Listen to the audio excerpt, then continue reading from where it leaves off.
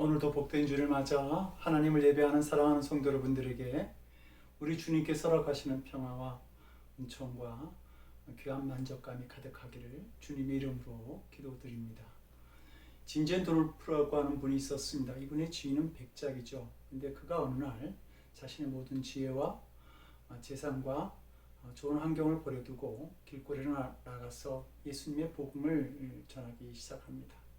사람들은 그것을 이해할 수 없어서 어떻게 당신은 그 좋은 환경을 다 버려두고 이렇게 맨발로 복음을 전하고 있습니까? 이렇게 묻자 그는 답하기를 내 마음속에는 그리스도에 대한 목마름이 있습니다. 이렇게 대답을 합니다. 시편 기자는 사슴이 시냇물을 사모한 같이 내 영혼이 주를 사모한다 이렇게 말하는데요.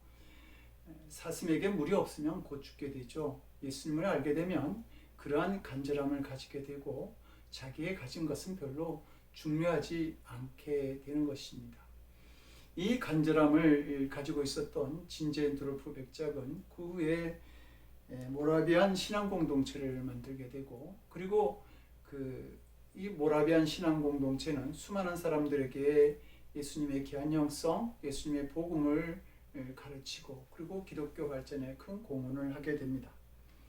예수님께서 오늘 본문에서 말씀하시는 의라고 하는 단어는 헬라어로 다카이오순이라고 하는데 옳음, 올바름, 정의라고 하는 뜻을 가지고 있습니다. 이 정의라고 하는 말은 공동체 가운데 이루어지는 하나님의 의를 말하죠. 그러니까 직장이나 지역이나 나라나 이런 곳에 나타나는 하나님의 의, 사회적 의라고 말할 수 있습니다. 오늘날 안타깝게도 교회 안에서 사라지는 단어 중에 하나가 정의라고 하는 말인데 교회 안에서 사랑은 쉽게 얘기하는데 정의라는 단어에 대해서는 부정적으로 바라보기 때문에 그런 것 같습니다. 그런데 정의는 죄인을 심판하시고 의인을 구원하시고자 하는 하나님의 뜻을 가지고 있는 단어라고 하는 것이죠. 성경의 역사를 보게 되면 이 하나님의 정의가 나타나기를 원하는 그러한 시간의 흐름들을 볼 수가 있습니다. 그래서 구약의 선지자들은 오직 공법을 물같이 정의를 하수같이 흐르게 하라라고 하는 이 하나님의 뜻을 자주 말하고 있습니다. 얼마 전 한국 언론에 고문받지 아니하는 깨끗한 얼굴을 가진 유관순 열사의 사진이 발견되었다고 그렇게 기사하는 것을 보았습니다. 그녀는 일제시대 10대의 나이로 그 독립만세, 대한독립만세를 외쳤죠. 그 일제가 자행하는 불의를 보면서 기독교인이었던 그녀는 하나님의 정의가 이루어지는 나라 그리고 독립된 의로운 나라가 되기를 꿈꾸었던 것입니다. 이 정의에 대한 갈망이 컸기에 그는 죽음을 두려워하지 않냐고 대한독립 만세를 외쳤던 것이죠. 그런데 빌립보서 3장 9절을 보게 되면 또 다른 의를 우리에게 말해주고 있습니다. 내가 가진 의는 율법에서 난 것이 아니요 오직 그리스도를 믿음으로 말미암은 것이니 곧 믿음으로 하나님께로 난 의다. 바로 이렇게 고백합니다. 그러니까 여기에서 두 가지 의가 나타나는데 율법에서 난 의가 있고 하나님께로서 난 의가 있습니다. 구약이나 예수님 시대에 율법이 의의 기준이었죠. 문제는 이 옳고 그름을 가려야 되는 율법이 하나님의 의를 나타내지 못했다라고 하는 것입니다. 사람들은 이 율법을 가지고 성숙한 믿음을 위해서 노력한 것이 아니라 자기의 의를 나타내기 위한 도구로 율법을 사용하였습니다. 그래서 유대인들은 율법을 가지고 다른 사람을 판단하고 분별하고 정죄하였던 것이죠. 이렇게 율법적 의가 잘못된 것으로 남용되어질 때에 율법은 변질되어지고 오염된 신앙을 만들고 불행한 역사를 만들었던 것입니다. 결국에 이 율법적 의에 사로잡힌 유대인들이 유율법을 기준 삼아서 예수님을 십자가에 못 박는 일을 하게 된 것입니다. 오늘날 교회 안에서도 이 율법적 믿음을 가지고 사람을 정죄하는 것을 볼 때가 있는데요. 예수님은 이런 우리들에게 형제 눈에 있는 티는 보면서 자신의 눈에 있는 들보를 보지 못하는 자들이라고 그렇게 책망하시고 있습니다. 바울도 한때는 율법적 의를 가지고 기독교인들을 정죄하고 핍박하였죠. 율법적 기준에서 볼 때 자기는 늘 의롭고 괜찮은 사람이었습니다. 자신은 율법적으로 문제가 없는, 그래서 의로운 자라고 하는 이 신념 때문에 그런 기독교를 핍박하였던 것입니다. 근데 이 바울이 다메섹 도성에서 예수님을 만나고 나니까 자기가 가진 이 율법적 의가 잘못되었다라고 하는 사실을 알게 됩니다. 그래서 이 빌립보서 3장 9절에서 말하기를 내가 가진 의는 율법에서 난 의가 아니다. 그렇게 말하면서 하나님의 의가 참된 의다. 그런데 이 하나님의 의가 어디서 나오냐? 그리스도를 믿음으로 그 믿음 속에서 나오는 의가 하나님의 의다. 결국 이 바울이 말하는 의는 그리스도가 우리의 의가 되신다 이렇게 말하는 것입니다. 그리고 바울은 그리스도가 우리의 의가 되실 때에 우리에게 주는 유익이 있다라고 그런 알고 있었던 것이죠. 그래서 고린도후서 5장 21절을 보게 되면 하나님이 죄를 알지도 못하신 이를 우리를 대신하여 죄로 삼으신 것은 우리로 하여금 그 안에서 하나님의 의가 되게 하려 하심이라. 그러니까 예수님 안에서 우리가 하나님의 의를 입는 자, 즉 하나님께서 우리를 의로운 자로 칭하심을 입는 자가 되었다라고 말하고 있는 것입니다. 그리고 그 다음에 우리에게 나타나는 그 예수님의 의는 우리가 죄인이지만 의로운 자로 살아갈 수 있는, 영적인 삶을 살아갈 수 있는 귀한 은총이 예수님의 의에 의해서 주어진다라고 하는 사실을 성경은 말합니다. 그래서 베드로전서 2장 24절은 친히 나무에 달려 그 몸으로 우리 죄를 담당하셨으니 이는 우리로 죄에 대하여 죽고 의에 대하여 살게 하려 하심이라. 의로운 자로 살아갈 수 있게 하는 것이 바로 나무에서 그 십자가의 죽음을 당하신 예수님이 주신 의라고 하는 것입니다. 그리고 마지막으로 예수님께서 우리에게 주신 그 예수님의 의가 우리에게 주시는 유익이라고 하는 것은 예수님의 의로 말미암아 우리가 하나님 앞에 서게 된다라고 하는 겁니다. 그래서 골로새서 1장 22절은 이제는 그의 육체의 죽음으로 말미암아 화목케 하사 너희를 거룩하고 흠없고 책망할 것이 없는 자로 그 앞에 세우고자 함이라 이렇게 말하고 있습니다. 하나님 앞에 우리가 세움을 입는데 그것은 바로 예수님의 죽음으로 말미암아, 예수님께서 우리에게 주신 의로 말미암아, 그러니까 우리가 가진 어떤 성공이나 지식이나 재물이나 선행이 우리를 하나님 앞에 세우는 것이 아니라 예수 그리스도의 십자가 의가 우리를 하나님 앞에 세우게 한다라고 하는 것입니다. 이렇게 의의 주인이 되시는 예수님은 의에 줄이고 목마른 자가 복이 있다 이렇게 말씀하시죠. 그러면서 이 우리가 복이 있는 자가 되기 위해서 가져야 될 그 네 가지 조건을 우리에게 본문에서 지금 말씀하고 있는데, 첫째는 우리가 줄이고 목마른 자임을 알아야 된다고 그렇게 하시는 것이죠. 하와이에 있는 몰로카이 섬에 들어가서 복음을 전하기를 원했던 이 다미안 신부에게 하나의 큰 장애물이 있었는데, 그것은 몰로카이 섬의 원주민들은 문득병 환자인데 자신은 정상적인 사람이었다라고 하는 사실이죠. 그래서 몰로카이 섬의 원주민들이 정상적인 자기가 전하는 복음을 받아들이지 않게 됩니다. 그래서 자신도 문득병 환자가 되기를 원하죠.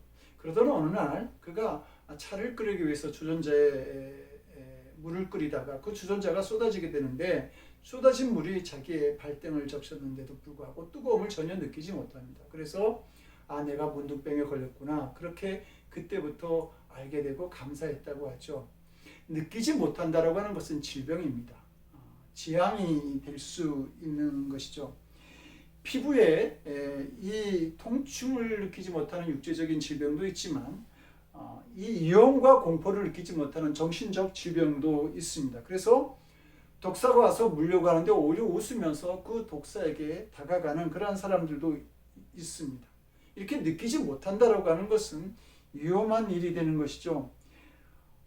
자신이 줄이고 목마르다라고 하는 사실을 알지 못하게 되면 그 사람은 수분이 없어서 죽거나 영양실조에서 걸려서 죽는다 할지라도 자신이 왜 죽는지를 알지 못하게 될 것입니다. 그러니까 자신이 목마른 자다, 줄인 자라고 하는 것을 아는 것은 어떻게 보면 복된 일이라 이렇게 말할 수 있는 것이죠. 두 번째로 간절함이 있어야 합니다. 줄이고 목마른 자에게 나타나는 특징이 바로 간절함이죠. 사람이 3일만 굶어도 상대방의 주머니에 무엇이 있는지 땅콩이 있으면 그 땅콩 냄새를 맡을 수 있을 정도가 된다고 하는 것입니다. 그러니까 이것은 어떤 수단과 방법을 써서라도 그 굶주림의 문제를, 목마름의 문제를 해결하고자 하는 어떤 본능적인 현상이죠. 그런 사람들에게 이 굶주림과 목마름의 문제만 해결할 수 있다고 한다면 자신의 체면과 지위 같은 것은 문제가 되지 않을 것입니다. 왜냐하면 그 문제가 해결되지 않으면 자기가 죽을 수 있기 때문입니다. 그래서 어떻게 하든 이 문제가 간절하게 해결되어지기를 원하는 마음이 있게 되는 것이죠. 예수님도 우리의 그 간절함을 이용하여서 예수님의 사역을 완성하실 때가 있었습니다. 수로보니게 여인이 그 딸의 질병으로 인해서 굉장히 간절한 마음을, 목마른 마음을 가지고 있었어요. 그래서 그가 예수님께 나와 자신의 딸을 고쳐주기를 원하셨을 때에 예수님은 그녀가 정말 간절한 마음을 가지고 있는지 알기를 원하셨죠. 그래서 그 여인에게 자녀로 배불리 먼저 먹게 할지니 자녀의 떡을 취해서 개들에게 주는 것이 합당치 않다. 그런데 이 여인이 그 얘기를 들으면서 주여 올소이다마는 상한의 개들도 그 아이들의 먹던 부스러기를, 떨어지는 부스러기를 먹는다고 그렇게 대답을 하죠. 예수님은 이 여인의 지혜로운 대답에 그의 소원을 들어주시는데요. 그녀의 그 간절함이 자신을 개처럼 취급해도 그 문제가 전혀 되지 않았고 예수님의 말씀에 대해서 온유함으로 지혜로움으로 받을 수 있게 하였다라고 하는 것입니다. 음식에 대한 간절함이 몸의 성장을 가져가게 하고 건강을 만드는 것처럼 우리가 정신적인 배고픔을, 굶주림을 느낀다라고 한다면 더 깊고 성숙한 영적인 세계를 갈망하고 아마 그 세계로 들어갈 수 있는 길을 발견하게 될 것입니다. 세 번째로 이 영적인 목마름이라고 하는 것은 계속되어져야 된다라고 하는 것이죠. 영적인 지속성이 있어야 된다는 말입니다. 예수님은 본문에서 의를 행하라 이렇게 말씀하시지 않고 의를 사모하는 사람이 복이 있다 이렇게 말하고 있습니다. 줄이고 목마른 것이 해결되거나 또 의를 누리고 있는 사람이거나 또는 의인이거나 이런 사람이 복이 있다 이렇게 말씀하시지 않고 의에 줄이고 목마른 사람이 복이 있다 이렇게 말씀하고 있는 것이죠. 그러시면서 우리에게 너희들은 의에 줄이고 목마른 자가 되라 라고 이렇게 권면하고 있습니다. 우리가 의에 줄이고 목마른 상태에 있게 되면 계속 그 간절함을 가지고 그것을 얻기를 추구하게 된다라고 하는 것입니다. 이 세상에 의인이 있을까요? 로마서 3장 10절은 의인은 없나니 하나도 없다 이렇게 말씀합니다. 그래서 우리는 의인이 되기 위해서 계속해서 노력해야 되는 존재들인 것이죠. 예전에 인생은 미완성이라고 하는 그런 노래가 있었습니다. 그 가사는 인생은 미완성 쓰다가 만 편지 그래도 우리는 곱게 써야 돼. 인생은 미완성 세계다 만조가 그래도 우리는 곱게 새겨야 돼 이렇게 말합니다.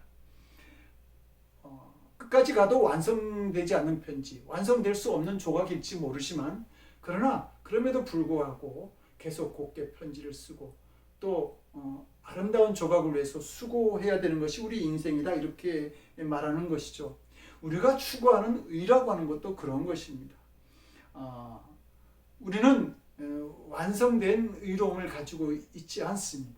그러므로 온전한 의가 우리에게 나타나기 위해서 계속적으로 그 의를 향해서 노력해야 된다라고 하는 것입니다. 우리는 이 모습 이대로 하나님께서 조건 없이 우리를 영접해 주시고 사랑한다는 사실을 알지만 우리의 믿음은 우리가 아무런 흠과 점도 없이 하나님 앞에 서기를 원해야 한다라고 하는 것이죠. 그래서 베드로는 우리에게 사랑하는 자들아 너희가 이것을 바라보노니 주 앞에서 점도 없고 흠도 없이 평강 가운데 나타나기를 힘쓰라. 하나님 앞에 흠도 없고 좀도 없는 자로 서기를 힘쓰라고 권면하고 있는 것입니다. 우리는 이미 예수님을 알고 그 믿음으로 의롭다라고 칭함을 받았지만 아직 완성된 존재가 아님을 알기에 더욱 온전해지기를 갈망하는 것이죠. 의에 줄이고 목마른 사람은 마지막까지 온전한 자가 되기 위해서 노력하게 되고 모든 행동과 생각들 뿐만 아니라 순간순간의 선택까지도 하나님의 뜻과 합하여지기를 맞아지기를 원하게 되는 것입니다. 네 번째로 이 갈증이 가지는 방향성, 즉 의를 향한 방향성을 가져야 된다고 예수님은 말씀하고 있습니다. 사람들은 자신들을 만족시켜줄 육체적 조건들을 찾아가죠. 문제는 이 육체적 조건들이 채워질 수도 없을 뿐더러 이것을 설사 채운다 할지라도 우리에게 행복을 가져다 주지 못한다라고 하는 것입니다. 음식을 예로 들 때 우리가 먹고 싶은 음식을 자꾸 음식을 찾아서 먹는다고 한다면 순간적인 만족이 있을지 모르지만 자꾸 먹게 되면 질리게 되죠. 실증이 나게 됩니다. 그리고 점점 더 좋은 음식을 추구하게 되고요. 그렇게 되다 보면 웬만한 음식으로는 만족할 수 없게 되는 것입니다. 이것은 음식의 문제만 국한되는 얘기는 아니죠. 물질이나 권세나 명예나 쾌락이나 이 세상에 있는 모든 것들이 다 그렇습니다. 만족함이 없다라고 하는 것이죠. 그래서 예수님께서 그 요한복음 13장을 보게 되면 이 물을 기르러 온 수가성 여인에게 이 물을 먹는 자마다 다시 목마르게 될 것이다 이렇게 말씀한 것입니다. 조지본이라고 하는 유명한 코미디언은 왜 하나님께서 에덴 동산에 아담과 하와를 창조하실 때에 옷을 주시지 않고 벌거벗게 생활하셨는가 이렇게 질문하면서 또 스스로 답하기를 그것은 인간에게 옷을 주면 틀림없이 인간은 그 옷에 주머니를 달아달라 할 것이고 그리고 그 옷에 주머니를 달아주면 그 주머니를 돈으로 가득 채워달라고 그렇게 말할 것이기 때문이다 이렇게 말을 했습니다. 일리 있는 말처럼 들립니다. 육체적인 것들은 오히려 적절히 절제할 수 있을 때 행복감을 느낄 수 있습니다. 그래서 옥자는 행복은 욕망을 채우는 데 있는 것이 아니라 욕망을 다스리는 데 있다 이렇게 말하죠. 내가 가진 물질을 불을 쌓는 데 사용하는 것이 아니라 그 물질로 선한 일을 할 수 있을 때에 사람은 만족할 수도 있고 행복할 수도 있다라고 하는 말입니다. 그러므로 우리는 우리의 어떤 육체적 욕망을 절제하고 또 자족하는 비결을 보여야 합니다. 디모데전서 6장 8절에 말하기를 우리가 먹을 것과 입을 것이 있은즉 족한 줄로 알 것이라. 우리가 가진 것에 족한 줄 알고 생활하라고 하는 것이죠. 근데 이게 말처럼 그렇게 쉬운 것이 아닙니다. 그래서 우리가 정말 족한 줄 아는 삶을 살려고 한다면 갈증의 방향을 물질이 아니라 영적인 것으로 바꿀 수 있어야 합니다. 사도 바울이 내가 궁핍함으로 말하는 것이 아니라 어떤 형편이든지 내가 자족하기를 배웠다라고 그렇게 말한 것처럼 영적으로 충만해지면 참 만족을 얻게 되는 것이죠. 이렇게 되면 좀 우리가 육체적인 것이 부족해도 견딜 수 있고 또 그 부족할지라도 그 한대 내에서 기쁨을 누리며 살아갈 수 있는 사람들이 되는 것이죠. 그래서 그런 뜻에서 예수님은 의에 줄이고 목말라 하라 그렇게 우리에게 말씀하고 있는 것입니다. 예수님은 우리가 의에 줄이고 목마르면 우리가 배부른 자가 된다 이렇게 말씀합니다. 여기서 배부르다라고 하는 단어는 헬라어로 코르타자라고 하는데 이 풀과 곡식으로 가축이 배불리 먹는 것을 의미하죠. 말하자면 실컷 먹어서 큰 포만감을 갖게 된다라고 하는 것입니다. 이 포만감이라고 하는 것, 배부름이라고 하는 것은 육신적인 것으로 채울 수 없는 영적인 포만감을 말합니다. 우리가 사는 곳에서 얼마 가지 않으면 코스타메사라고 하는 동네가 있는데 그 코스타메사에 가면 척 스미스 목사님이 사역하시는 갈보리 채플이라는 교회가 있습니다. 지금은 수만 명이 모이는 교회지만 처음에는 이 히피족들이 이곳에 몰려들었습니다. 이 히피들은 거리를 헤매고 다니면서 마약이나 음란한 일, 닥치는 대로 육체적인 쾌락을 이렇게 취했는데 그들은 이 세상의 쾌락과 함락의 끝을 본 사람들이라 말할 수 있을 것입니다. 그런데 역설적이기도 그들은 이제 복음의 능력을 아주 마음껏 느낄 수 있는 사람들이 된 것이죠. 왜냐하면 그들은 그렇게 누려본 쾌락이 무가치하다라고 하는 사실을 알고 세상에 절망하는 마음을 가지게 되었던 것이죠. 그런데 주님을 만나고 나서 그 영적인 갈망을 가지게 되고 그리고 주님을 영접하면서 더 풍성한 은혜를 누리고 만족감을 가지게 되었던 것입니다. 세상에 있는 것은 잠시 있다 마는 것입니다. 그래서 한계가 있고 우리를 절망하게 만들 수 있죠. 그러나 예수님이 주시는 음료와 양식이라고 하는 것은 세상 것과 다르다라고 하는 겁니다. 그래서 예수님은 내가 주는 물을 먹는 자는 영원히 목마르지 아니하리니 나의 주는 물은 그 속에서 영생하도록 솟아나는 샘물이 되리라 이렇게 말씀하시고 나는 생명의 떡이니 내게 오는 자는 결코 주르지 아니할 터요 나를 믿는 자는 영원히 목마르지 아니하리라 그렇게 예수님을 찾아 나서는 우리들을 축복해 주시고 있는 것입니다. 예수님을 믿고 예수님의 말씀을 따라 살고 예수님을 내 안에 모시게 된다고 한다면 내 안에 있는 답답함은 사라지고 그리고 내 안에 있는 배고픔과 굶주림이라고 하는 것, 목마름이라고 하는 것 그것은 다 해결되어질 것이라고 그렇게 약속해 주고 있는 것입니다.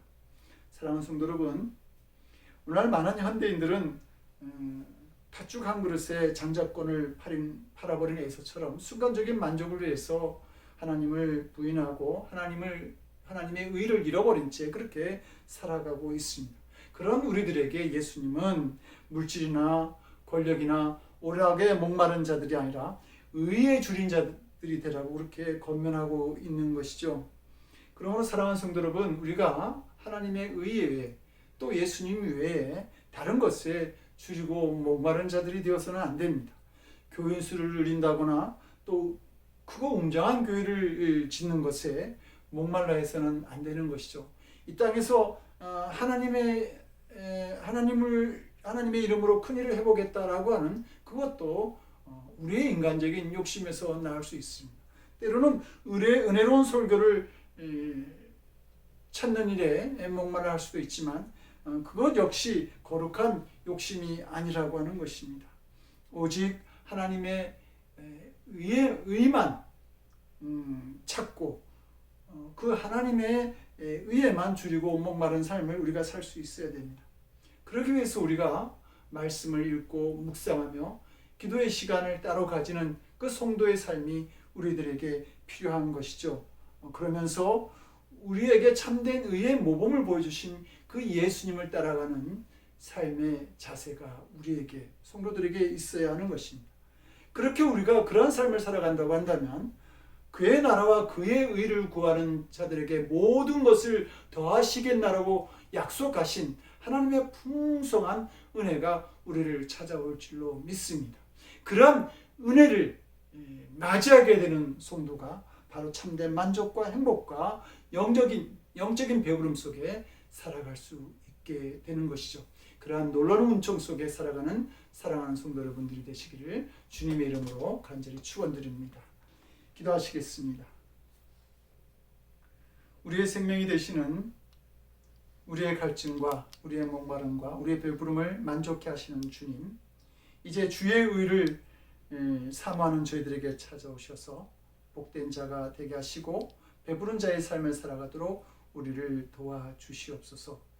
이제는 성자, 성부, 성령 삼위일체 하나님의 거룩하신 은총과 역사하심이 이제 예수님을 내 안에 모시고 하나님의 의를 사모하며 예수님의 삶을 살아가기를 원하는 거룩한 성도들 머리 위에 저들의 가정과 저들의 일터 위에 지금으로부터 영원토록 함께하옵시기를 간절히 축원하옵나이다. 아멘.